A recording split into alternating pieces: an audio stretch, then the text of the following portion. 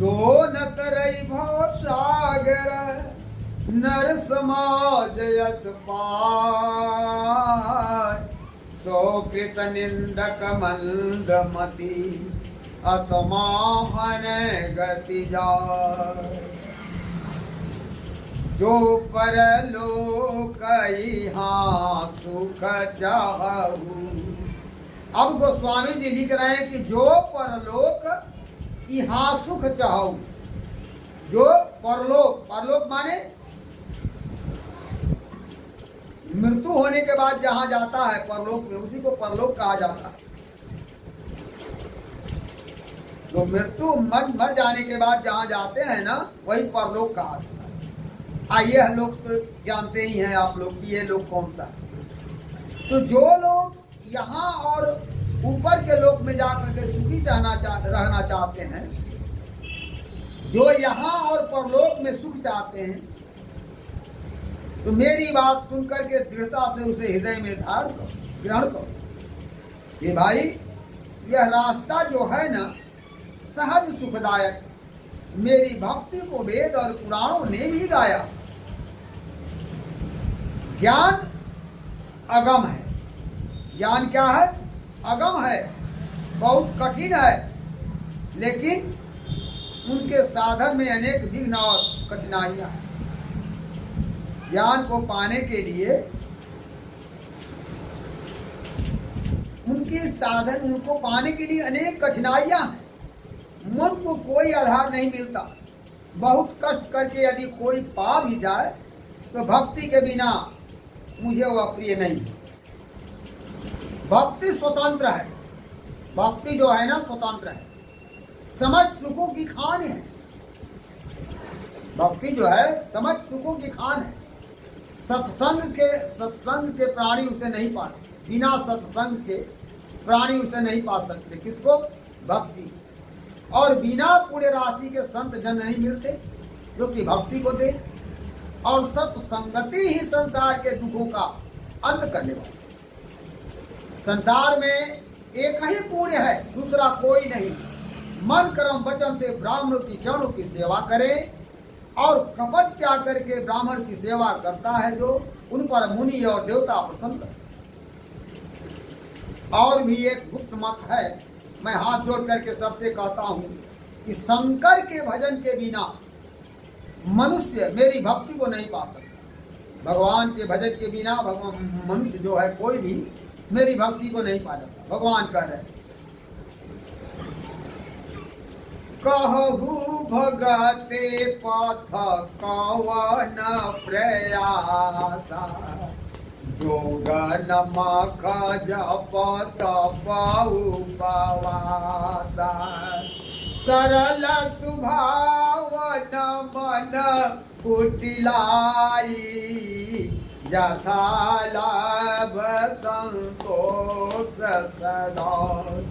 कहिए भक्ति मार्ग में कौन सा प्रयास है? कौन सा बोझ उठाना है? कौन सा गट्ठर ले जाना है? कौन सा कड़ा काम है? भक्ति करने में कौन सा प्रयास है भाई? कोई प्रयास नहीं है। न जोग है, न जप है, न तप है, न उपवास करना पड़ता है। सरल स्वभाव, मन में कुटिलता न हो, और सर्वदा यथा लाभ संतोष, यही भक्ति है। मेरा सेवक कहा करके और दूसरे की आशा करे, तो कहिए मुझ पर विश्वास करता। मेरा सेवक कहा करके दूसरे पर आशा करे तो मेरा सेवक कैसा? इस कथा को बहुत बढ़ा करके मैं क्या कहूँ, हे भाइयों, इसी आचरण के बस में मैं हो रहता हूँ। भगवान कहते हैं इसी आचरण के बस में मैं रहता हूँ। जो वैर भाव, आशा और भय नहीं रखते, उनके लिए सभी दिशाएं सुख से पूर्ण है। और जो अनुष्ठान रहित, निर्गुण, निराभिमान, निष्पाप और विज्ञानी होते, जिनकी सदा सज्जनों के साथ प्रीत रहती है, जो विषयी भोग और स्वर्ग तथा मोक्ष को तीर के समान समझते, जो भक्त पक्ष में हट करते हैं और कर्मों को त्याग देते, जो मेरे गुणगान और नाम में लगे हुए हैं, ममता, मद और मोह से रहित है, उन परम आनंद के समूह सुख को वे ही जानते हैं। जो भगवान की भक्ति में रहता है ना, उनके सुख को वही जानता है, दूसरा नहीं जान सकता। भगवान के खुश। सुनत सुधा सम बचन राम के, कहे सबनी पद कृपा धाम के। जननी जनक गुरु बंधु हमारे, कृपा निधान प्राण पे प्यार। श्री रामचंद्र जी के अमृत के समान मधुर वचन सुनते सुनते ही सब श्री रामचंद्र जी के चरणों में गिर पड़े और बोले कि हे कृपा निधान, आप हमारे माता पिता गुरु भाई और प्राणों से बढ़कर प्यारे। हे श्री रामचंद्र जी, आप तन धन और घर के हितकारी और सब तरह से शरणागतों के दुख को हरने वाले। आपके बिना ऐसी शिक्षा कौन दे? माता पिता तो स्वार्थ में तत्पर रहते हैं, माता पिता तो स्वार्थ में तत्पर रहते हैं। हे असुरों के शत्रु, आप जुग जुग में हितकारी रहे। हम आपके सेवक हैं, स्वार्थ संसार स्वार्थ का मित्र है। हे प्रभु, यहाँ स्वप्न में भी परमार्थ नहीं है, यहाँ पर स्वप्न में भी परमार्थ। सबके वचन प्रेम रस में सने हुए, सबके वचन प्रेम रस से सने हुए सुन करके श्री रामचंद्र जी हृदय में हर्षित हुए। आज्ञा पा करके सब लोग प्रभु श्री रामचंद्र जी के सुंदर वार्तालाप का वर्णन करते हुए अपने अपने घर को चले। उमायवधवासी नर नारी कृतारथरो, ब्रह्म सच्चिदानंद घन रघुनायक जाबो, रघुनायक जाबो।